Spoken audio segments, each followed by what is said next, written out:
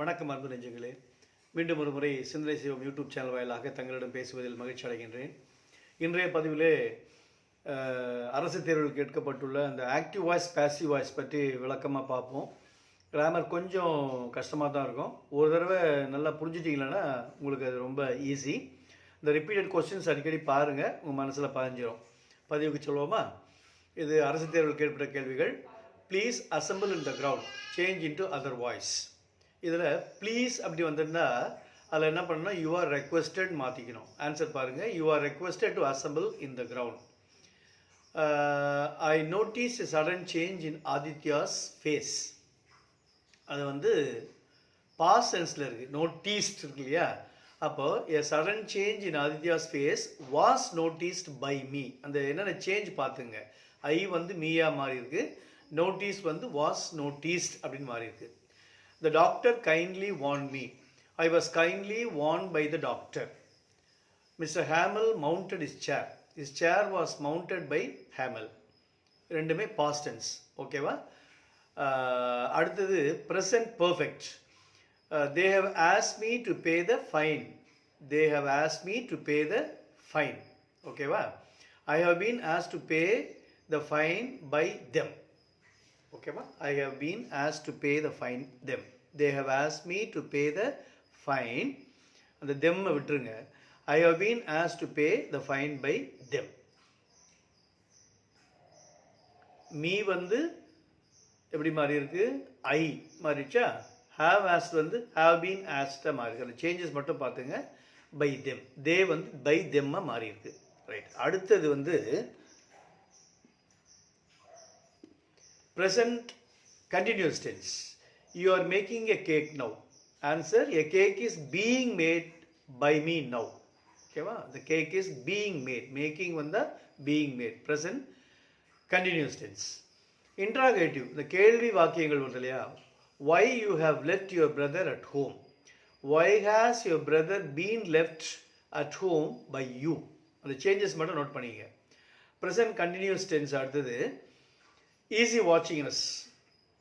Are we being watched by him?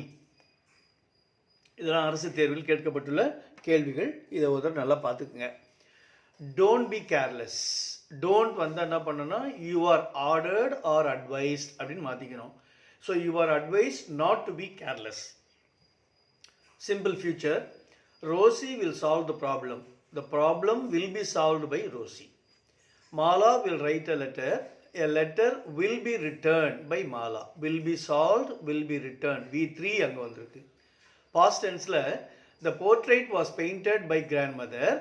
My grandmother painted the portrait. Was painted வந்து எப்படி மாறி இருக்கு? Painted the portrait. Past tense-ஆ அதை மாற்றும் பொழுது. ரைட். அடுத்தது சிம்பிள் ப்ரெசன்ட். என்னென்ன சேஞ்சஸ்ன்னு கொடுத்துருக்காங்க நல்லா பார்த்துங்க. சிம்பிள் ப்ரெசன்ட் டென்ஸில் ஒவ்வொரு டென்ஸுக்கும் க்ளீனாக கொடுத்துருக்கு. அதில் என்ன கொடுத்துருக்குன்னா S plus V1 plus O. He eats an apple. அதில் சப்ஜெக்டு, வேர்பு, ஆப்ஜெக்டு. அது வந்து ப்ரெசன்ட் டென்ஸு வந்து பேசிவ் வாய்ஸாக மாற்றும்பொழுது an apple is eaten by him. Subject is am are. அப்படி ப்ளஸ்ஸு V3னா past participle plus O.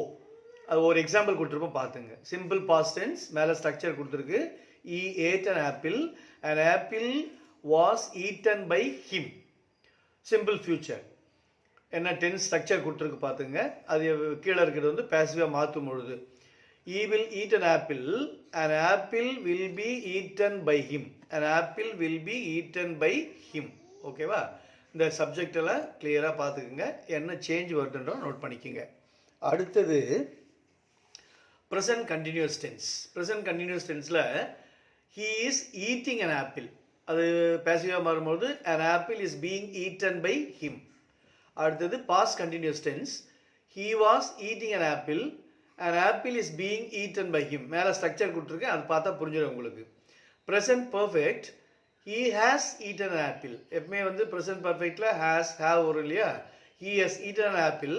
an apple has been eaten by him. an apple has been eaten by him. ஓகேவா? இது வந்து continuous tense. அடுத்தது perfect. Past perfect பார்த்தீங்களன்னா he had eaten an apple. அது பாசிவாக மாறும்பொழுது an apple had been eaten by him. Future perfect subject கொடுத்துருப்பாருங்க. Future பர்ஃபெக்டில் ஆக்டிவாக வரும்போது எப்படி இருக்கும், பாசிவாக வரும்போது எப்படி இருக்கும். Example, he will eaten an apple will have been eaten by him. an apple will have been eaten by. கீழே கொடுத்துருக்க ஸ்ட்ரக்சர் நல்லா பார்த்துக்குங்க. அடுத்தது, he watches a movie yesterday. இந்த சென்டென்ஸில் ஒரு சேஞ்ச் இருக்குது. எப்படின்னா கீழே கொடுத்துருக்கேன் பாரு, வாக்கியத்தில் 2 ஆப்ஜெக்ட் வந்தால் முதலில் டைரக்ட் ஆப்ஜெக்டை பயன்படுத்தி பேசிவ் ஃபார்ம் எழுதணும். ஓகேவா? இங்கே 2 ஆப்ஜெக்ட் இருக்குது. he watches a movie yesterday a movie is watched by him. அது அப்படியே மாறி இருக்கு பாருங்க. அடுத்தது, I gave him a pen a pen is given by me to him. 2 object, ஒன்று வந்து டைரக்ட் ஆப்ஜெக்ட், இன்னொன்று வந்து இன்டைரக்ட் ஆப்ஜெக்ட். ஓகேவா? ரைட். அடுத்தது, ஓப்பன் த டோர். இது இம்பேரட்டிவ் சென்டென்ஸ் சொல்லுவாங்க. இது என்ன சொல்லுவாங்க? இம்பேரட்டிவ் சென்டென்ஸ் சொல்லுவாங்க. கமாண்ட் அண்ட் ரெக்வஸ்ட்ல வரும் இல்லையா அது. Open the door, let the door be open. Close the window, let the window B closed. Speak the truth, let the truth B spoken. Don't insult the poor, let the poor not be insulted. Please open the door, you are requested to open the door. ஓகேவா? இது மேலே பார்த்தீங்களன்னா எல்லாமே command. Open, close, speak, don't. அடுத்தது please, request. அதனால் you are requested to open the door அப்படின்னு வரும். அந்த சேஞ்சஸை கரெக்டாக பார்த்துங்க. ஸோ இம்பேரட்டிவ் வந்தால் கமாண்டுக்கு லெட்டு, ரெக்வெஸ்ட்டுக்கு யூ ஆர் ரெக்வெஸ்டட். அதை மறந்துடாதீங்க. அடுத்த இன்ட்ராகேட்டிவ் சென்ஸ், கேள்வி வாக்கியங்கள். Who broke the chair, by whom the chairs were broken. which mobile do you want, which mobile is wanted by you. அந்த சேஞ்சஸை கொஞ்சம் நோட் பண்ணிக்கணும். ஓகே, அடிக்கடி வீடியோ பார்த்தீங்கன்னா